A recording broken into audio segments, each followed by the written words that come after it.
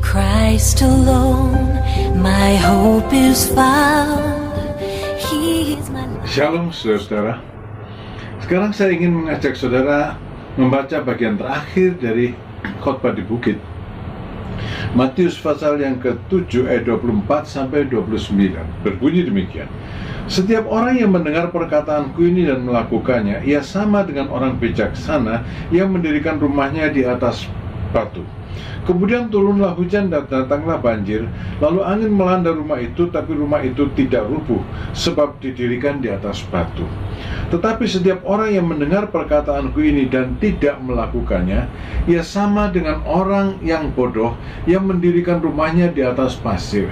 Kemudian turunlah hujan dan datanglah banjir, lalu angin melanda rumah itu sehingga rubuhlah rumah itu, dan hebatlah kerusakannya. Dan setelah Yesus mengakhiri perkataan ini, takjublah orang banyak itu mendengar pengajarannya.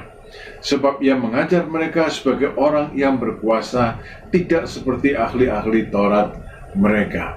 Saudara, khotbah dari Tuhan Yesus di atas bukit ini benar-benar membuat orang pendengarnya kagum. Di sini dikatakan takjublah mereka. Saudara, ini adalah satu hal yang baik, di mana pendengar mengagumi, takjub pada firman yang mereka terima, lalu mereka bilang, aduh, firman yang tadi kita terima begitu bagus ya, memberkati kita. Dan seterusnya dibicarakan, dikupas. Saudara, ini adalah satu pertanda yang bagus. Tapi perlu diperhatikan, takjub dan kagum saja mungkin belum cukup. Sebab apa? Tadi Tuhan Yesus berkata, ada hujan, banjir, badai yang melanda semua orang, yang melanda rumah yang dibangun oleh masing-masing orang. Saudara, orang yang mendengar firman dan melakukannya, mereka ditimpa dengan hujan, banjir, badai. Orang yang mendengar firman dan tidak melakukannya pun ditimpa hal yang sama, hujan, banjir, badai. Saudara, dan akibatnya sangat berbeda. Akibatnya, hasil akhirnya sangat berbeda. Kalau orang itu mendengar firman dan melakukannya, bukan hanya takjub, maka saudara-saudara, mereka bertahan, survive di dalam menghadapi semua pencobaan yang digambarkan Tuhan Yesus sebagai hujan, angin, banjir. Mereka survive.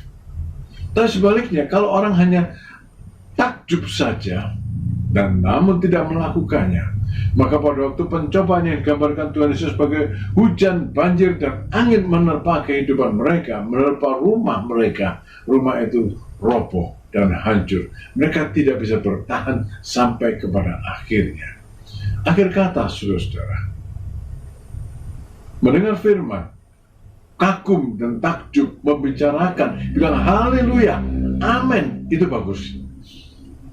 Tapi harus diikuti dengan satu tindakan yang sesuai dengan ketakjubannya itu, yaitu melakukan firman. Sebab apa? Pencobaan, ujian pasti akan datang. Hujan, banjir, badai pasti akan menimpa. Dan hanya orang yang melakukan firman yang didengarnya, yang dipelajarinya, merekalah yang bisa survive sampai ke akhir, bertahan sampai ke akhirnya. Mari saudara-saudara, kita lakukan pengajaran Tuhan Yesus di bukit ini.